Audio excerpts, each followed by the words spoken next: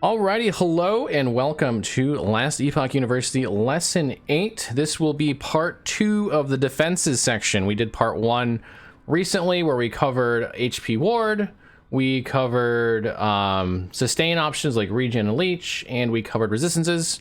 This section will cover everything else, effectively, related to defenses. This section is going to be very large, you see. We have dodge, armor, endurance, block, crit avoidance, glancing blow, stun avoidance, damage reduction from classes, and debuffs. So this is a lot of information. It took me a good long while to get this all together. There is a good chance that I will miss something in here. So feel free to mention that in the comment section if you notice that I've missed something that you think is important, to let me know about it and let others know who watched the video so that we can make sure that all the information gets out there to the people who want to have it.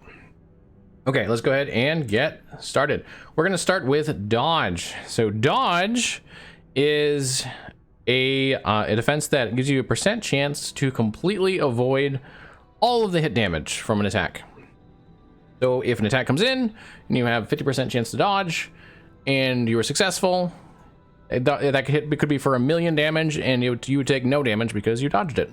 This does not affect dots though. Dots cannot be dodged, and so it provides no DR whatsoever to dot attacks. Dodge caps at 85%. It has diminishing returns, which makes the cap nearly impossible to actually reach. So don't expect to have 85% dodge. It's probably not going to happen unless you're a super tryhard and you get GG gear. You won't get there. There is an exception to this this cap though, which is Silver Shroud, which is a rogue specific effect that guarantees you will dodge the next attack. And so if you have that, let me actually pull that up because I'm actually on a character that has the effect. So Silver Shroud here, there's multiple sources of it. There's one in each Marksman and Blade Dancer passive tree. And there's also some in Smoke Bomb. And so yeah, what it does is it gives you guaranteed dodge the next hit. And also some ward that stacks onto it, so a nice extra bonus on top. So the formula for the regular dodge, the non-Silver Shroud dodge, is also partially determined by area level. So the higher you are in area level, the lower your dodge for the same amount of dodge that you might have. So just to show you on your character sheet where you can see your dodge, it's right here. So this character has a whole 88 dodge. But I can actually upgrade it there, and so you see the number goes up. So 88 dodge, you have 5%. That's at area level. Oops. Or area level 75. And if I have more dodge, it goes up to 23%. If I'm in a level 100 area, that would actually be a lower percentage. This number would stay the same. This number would drop. If you want to know how much you'd have per area level, you can go to Dunk Lab and go to the dodge section right here. And you can play around with this. You can know by dodge rating at a particular level. Like this is at level 100. This is what the dodge rating looks like. Make sure you're doing patch 0.8.1. So if I had 2,000 dodge, for example, at level 100, I would have, this is 2020, close enough, 51.952% dodge chance. If, however, I had the same amount of dodge in a level 70 area, I now have 58.19. And more than that, I got 58.83. So it's a 8 or 9% dodge chance difference. That's pretty significant. You can also do this by area level right here, where it shows you how it scales down as your area level increases.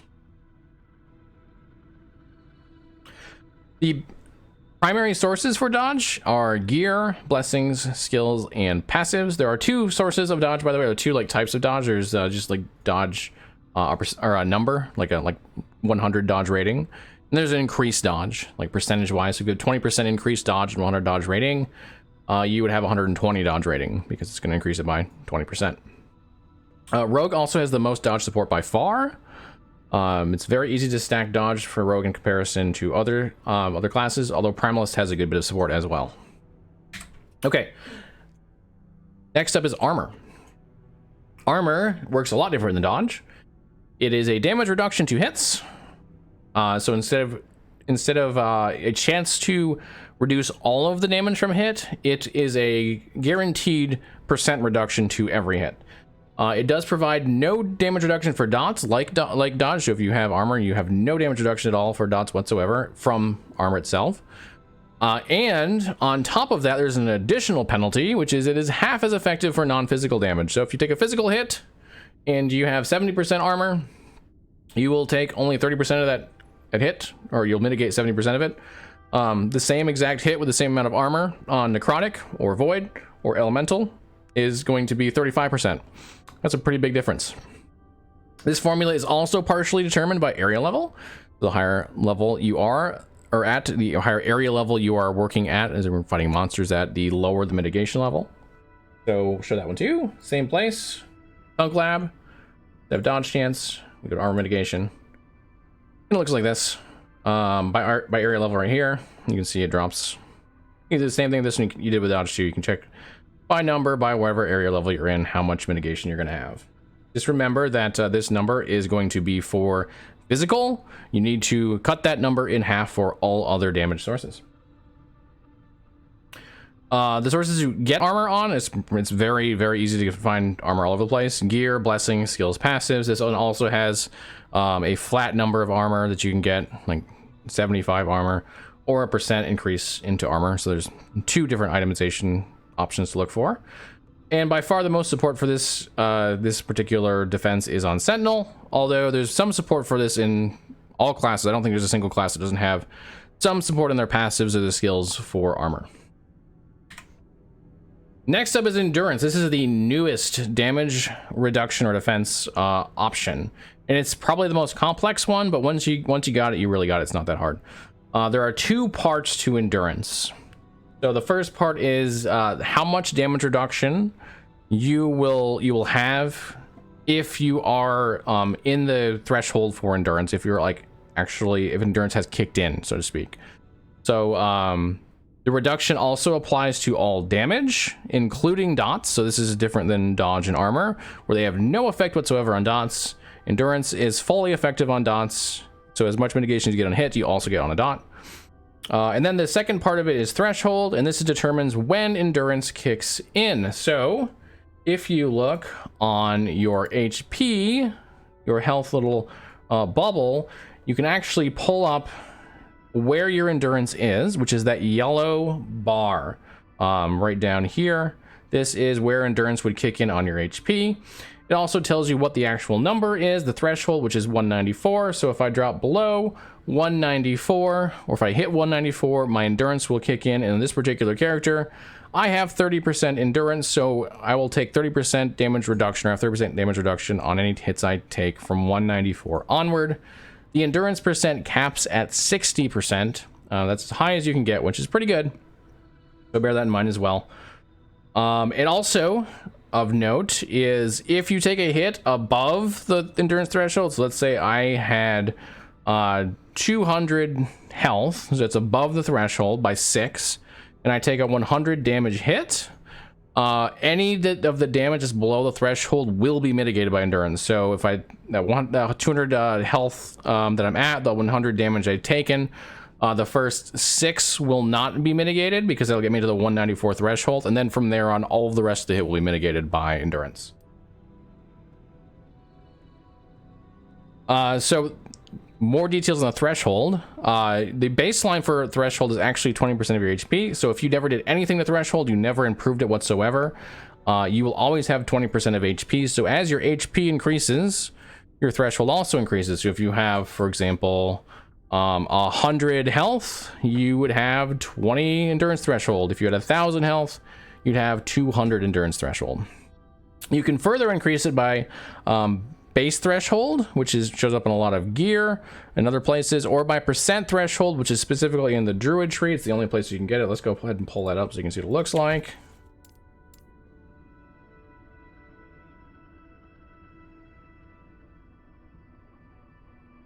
Eventually, this login screen takes a little longer every time I do these little universities.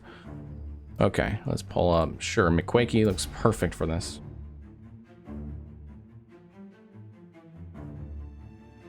Let's see if I can find the node quickly. So in the Druid tree, up here somewhere is that node. Actually, there it is, right? That's perfect. I found it. So max health gains endurance threshold is 1% per point. If we put all in it goes to 10%, which would then give us, we'd have the 20% base endurance threshold from just for all characters. And then as a druid, we'd have additional 10% for a total of 30%. So if we had 1,000 health, we'd have 300 threshold baseline just from having this one passive and doing nothing else. The other places you can get endurance threshold, let's see if I have a quick and easy place to get it.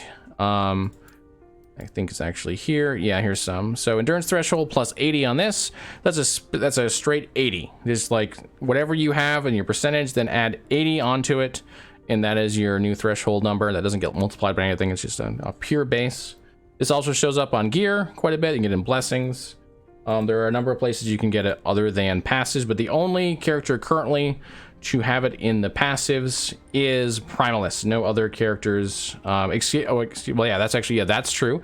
One other character has some support for it though, which is Acolyte, but that's only through its class-specific gear. I believe the body armor is the only thing Acolyte actually has endurance from, and that's actually endurance percent, not threshold. So threshold is pretty much only on Primalist, outside of like the affixes, and you can put it on your gear.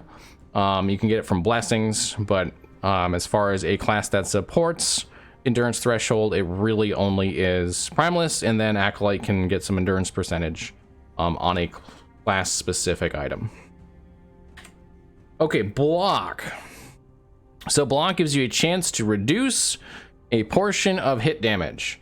This also does not apply to dots. Notice the theme here. It's pretty much endurance, and then everything else is no dots. There are two parts also to block. It has block chance and it has block effectiveness. Block chance is pretty self-explanatory. Whatever your percent block chance is your chance to actually block an attack. Block effectiveness is what improves the damage reduction from blocking. This formula is also determined partially by area level. So the higher the level equals the lower the mitigation. And we can once again pull up Tunk Lab and see the same thing for block. There we go. So this is how it looks by area level. Here it is. Very similar. There we go. And an additional thing you can add on to this too, like, so you get the block formula, which there's a cap in this, by the way, just like there's an armor. I didn't mention those, but they both have a cap. Block's cap, I believe, is like 80. I think it's 80. And then what is armor? Armor is like 85, something like that. They're very high though. Both numbers are very high, and you won't reach them. But on top of this mitigation you get from block, there's a second thing you can do, which is you can put on your shield less damage taken from block, which is just a straight additional damage reduction on top of the other damage reduction that you would get on block. So it's like you're kind of like double dipping on your damage reduction. Very nice affix. It's a suffix just on shields, only on shields. I definitely recommend, if you're going block, to take that suffix.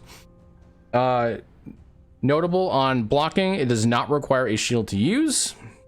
So if you pick up block chance from other sources and block effectiveness from other sources, it will work without a shield, but it is much less effective. You get a whole lot of block chance and block effectiveness on your shield. So shield using classes or builds will definitely have better block.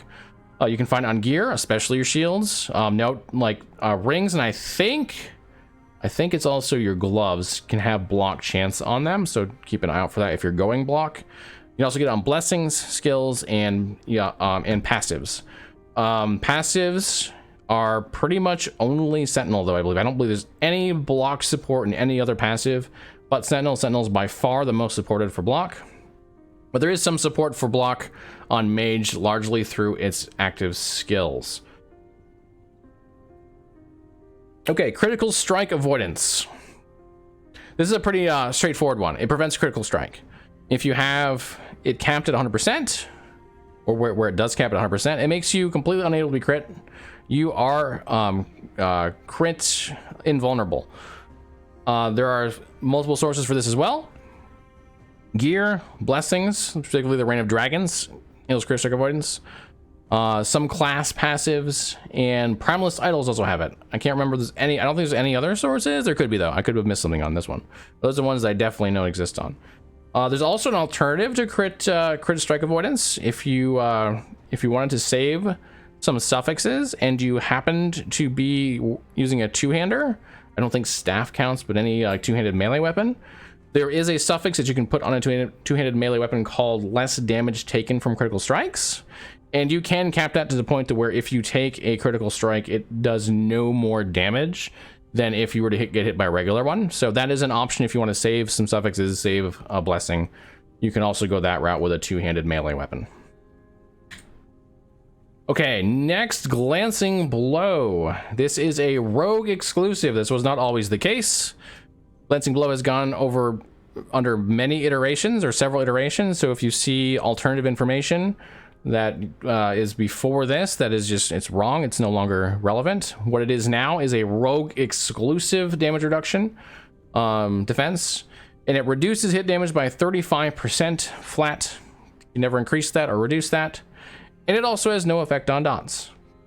You can cap the chance to get Glancing Blow at 100%. So you can actually get Glancing Blow capped to where every hit does 35% less damage. It is mostly acquired from rogue passives. So the passive tree for rogue is littered with those options. Let's pull it up. I gotta show you the other one as well. Anyway, so this is perfect.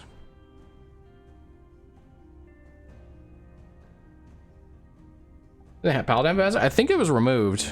I think Paladins was removed. Let's double check. Maybe it does have a Glancing Blow that I missed. I thought it was changed to something else though. Let's be sure though. He does? Oh, you're right. Okay, yes, there's one Glancing Blow passive in Paladin. Thank you for pointing that out. It's only 10% though, so it's still pretty hard to build it up, but it is an option.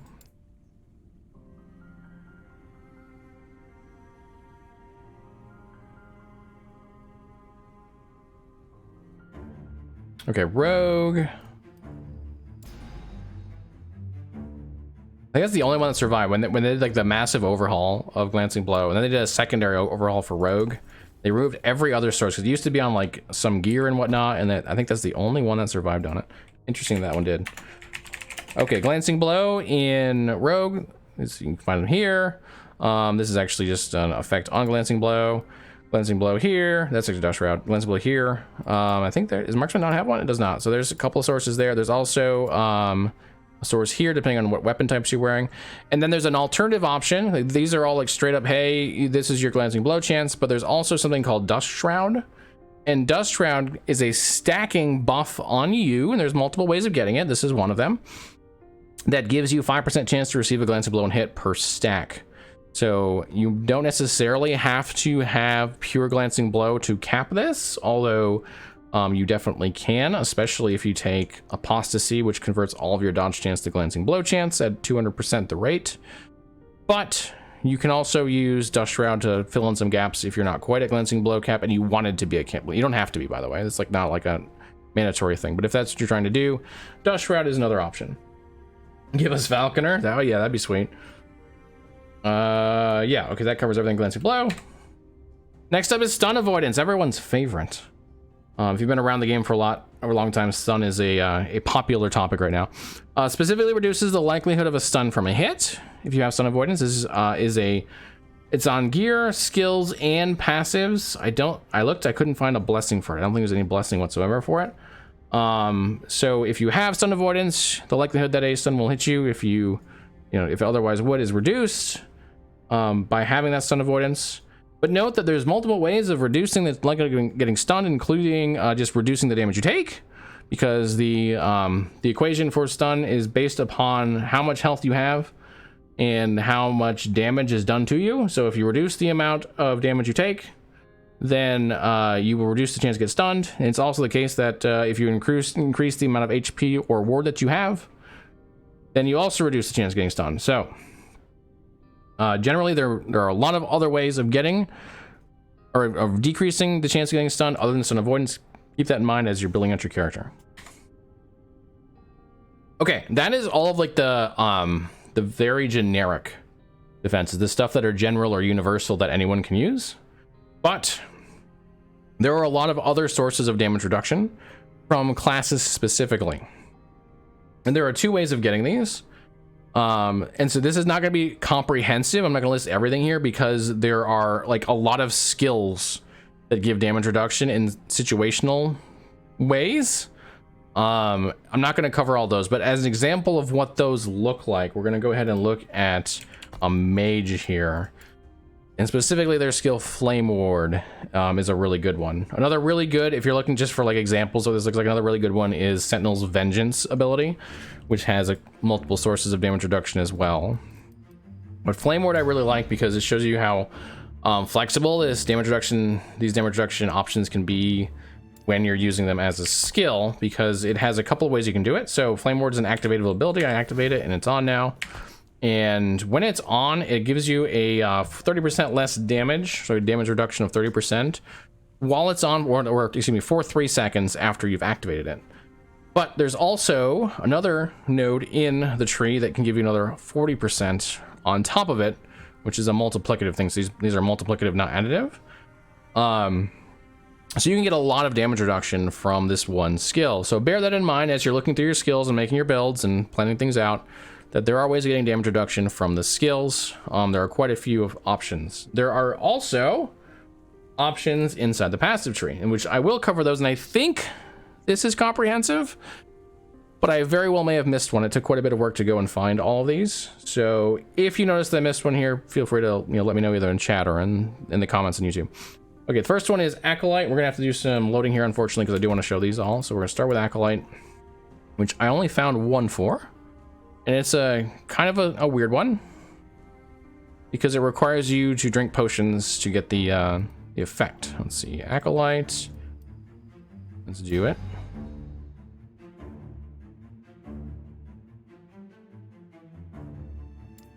Okay, so we're looking for Elixir of Death.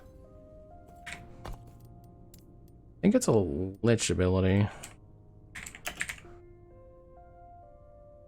Yeah, right here. So this particular passive, less physical damage taken and necrotic damage taken per point, up to 50% on both when you use a potion for 4 seconds. But there's also a health drain on top of it. So that's a DR, but also like there's a downside to that. Bone Armor, yeah, Bone Armor is in skills. I don't think Bone Armor exists in passives at all. Correct me if I'm wrong, but I'm pretty sure there's no Bone Armor in passives. So Mage. It's Arcane Shielding.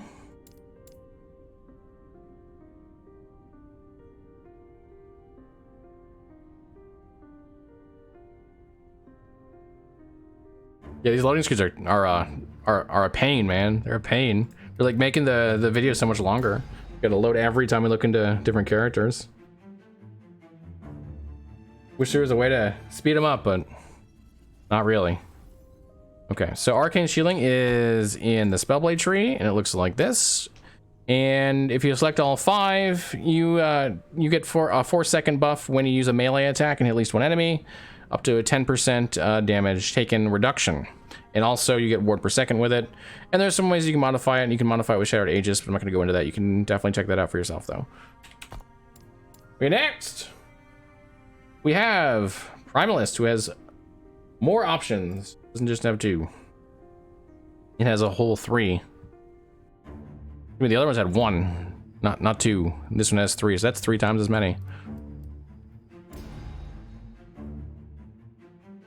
Okay, so the first one's going to be Berserker. Berserker's actually in the base tree. It is here. Yeah. And so this one gives you less damage taken while you're at low health. Low health is below 35% of your health pool. It's a 6% that you can put 5 into, so that would be 30%. We also have Earthsign Strength and Aspect of the Boar, which are both in Beastmaster. Earthsign Strength is down here. It's 16% damage reduction taken from nearby enemies if you take all 8, so 2% per point. And then Aspect of the Boar is a really cool option where you get a buff. There's 2 ways of getting it. You can get hit, and then it gives you a buff for a period of time, up to 5 seconds, if you take all 5 in it. And the damage taken is reduced by 15%, but you can buff that up another 15% here to get up to a total of 30%. And if you'd like something that you have more active control over, other than I get slapped in the face, and so it gives me a buff, you can also take Primal Strength, which gives you a 20% chance on melee hit to activate Aspect of the Boar. This is also really cool because there's some gear, particularly passives, that can interact with Aspect of the Boar and actually increases effectiveness or its duration. So you can do some fun things with that. Right. Berserker is nicer than Endurance, if you understand. Yeah, they both like work together pretty well because they're lower on the HP pool. Okay, that's all for Primalist, and now Rogue, and then Sentinel. You can see Sentinel's got quite a few itself. Load screen of doom.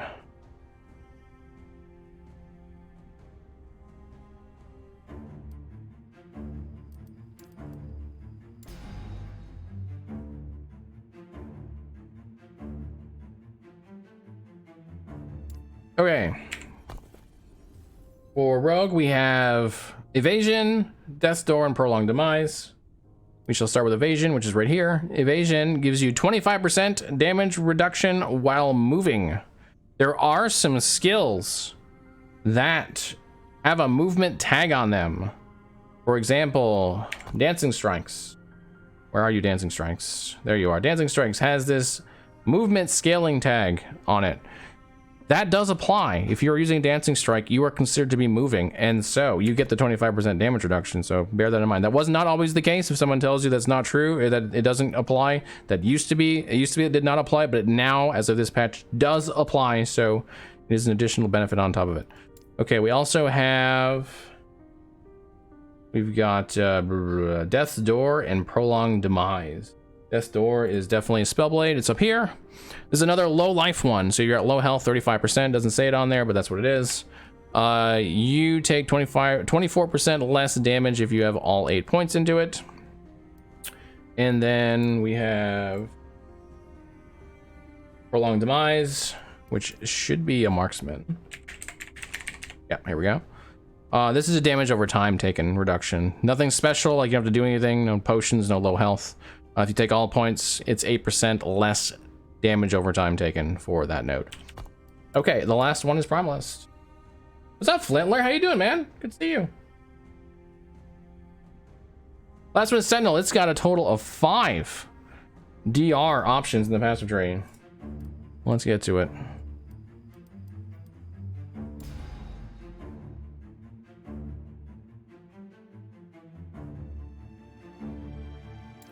Okay. The first one is right here. It is armor clad, and in this case, you take 10% less damage from nearby enemies if you take all 5 points. Plus 75 armor, nice little bonus. And then we've got, I think, are all the rest of them in Forge Guard? I think they might. We got, no, Void Aegis. So we got Void Aegis, that's a Void Knight. And that is right here. So on this one, you have a chance to be granted Void Aegis whenever you're hit, which grants you 10% reduced damage taken. There's also a break on this one. Like, there's only so much damage it can take, and then it will actually break and do a damaging ability. If you take all 5 points, you get a 25% chance on hit to get a Void Aegis. Oops. And then we've got Osprey's Bane, Hammer and Anvil, and Liquid Iron, which are all in Forge Guard. Osprey's Bane's right here. This one is a fire damage taken on block reduction. So it's a total of 24% fire damage taken on block if you pick it up. Let's see. Hammer and Anvil is a 25% universal damage reduction if you are not using a throwing attack. If you haven't used them for 4 seconds. Or if you just don't use them ever. Then you have a 25% damage reduction. Note that you also do 25% less damage. So this is a pretty significant trade-off if you want to go that route. And then we have, where are you? Liquid Iron, which is a total of 15% less damage over time taken. And you can double that if you use a potion recently. So it's, recently means 4 seconds in this game. So a total of 30% for 4 seconds on potion use, 15% without. Cool. That is all of the class specific ones. So last section, we're doing pretty good in time here. It's only 30 minutes. Is debuffs. These are things that you can do to the enemy that decrease their DPS, which means you take less damage because they're doing less damage. So I have 3 in particular to talk about. The first one is Frailty. Frailty reduces the damage dealt by 6% and stacks up to 3 times. That's a total of 18% damage reduction from the enemy. This is found mainly on gear, skills, and blessings. There's a Frailty for melee that goes on melee weapons that is especially high in stats, but you can also put it on, I think, like gloves. There's a couple of places you can put it. You can get on your blessings too, and some skills can apply Frailty as well. The next one, which is very, very popular. Frailty is popular as well, by the way, but Chill is extremely popular. So it reduces attack, cast, and move speed by 12%. It also stacks up to three times. So you can reduce their attack speed by a total of 36% if you get all three. And also their move speed, so they can get to you a lot slower. This is also found in gear, skills, passives, and blessings. There's a lot of sources of chill, and elemental types have an especially lot of sources of chill. So like mage can get chill very easily. I usually put chill on just about every build I make because it slows down the attacks of bosses, so the telegraphs that you have are prolonged, and that's always really nice. And then the last one is Time Rod. Time Rod is a Sentinel exclusive. It is like it's a void flavor, I guess you could say. It definitely fits the void fantasy, but all Sentinels can use it if you can get a source of it. And it reduces attack and cast speed by 15%. It does not stack, at least as far as I can tell. There's no reason to think it ever stacks. I can't find anything that would make it stack. So it is a single 15% if you have it on. It's not all Time Rod does. It also does like I think it does damage over time as well. But for our purposes here, the big thing is the attack and cast speed. It should, however, stack with Chill. So if you have the 36% from Chill, you should be able to get the Time Rod 15% as well. So you can put those together if you want. And this is found in passives and skills for Sentinel, specifically for the Void Knight. And there's a similar Sentinel debuff as well called Temporal Blight. This exists in Abyssal Echoes. I'll show that one because it's a little weird. In fact, I'll show both here. Let's see. Time Rot. You can get in the passives, like right here. Melee Time Rot chance. And there's the debuff. It also increases the stun duration, by the way, and the void damage over time. So it's got other benefits as well. And then in Abyssal Echoes, whoops, we have this one down here, Temporal Blight, which reduces attack, cast, and move speed by 5%. This is actually really similar to what Chill does, but it's a lot lower of number. It does not stack, but you can increase its effectiveness over here up to, what, 150%? That should be like 12.5, something like that. But that's also another option for debuff damage reduction. Okay. I do want to point out there are other debuffs that don't directly provide damage reduction, but they can prevent the enemy from attacking, which of course then will lower their DPS since they're not hitting you. Examples of these are Freeze, Fear, and Slow.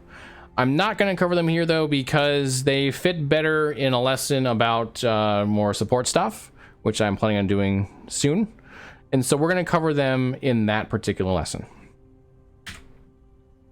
I could have swore I had the end screen. I apparently don't have it the end screen. Anyway, that is everything that I could think of to talk about for defenses outside of like super crazy high level, theory crafting of what's the best.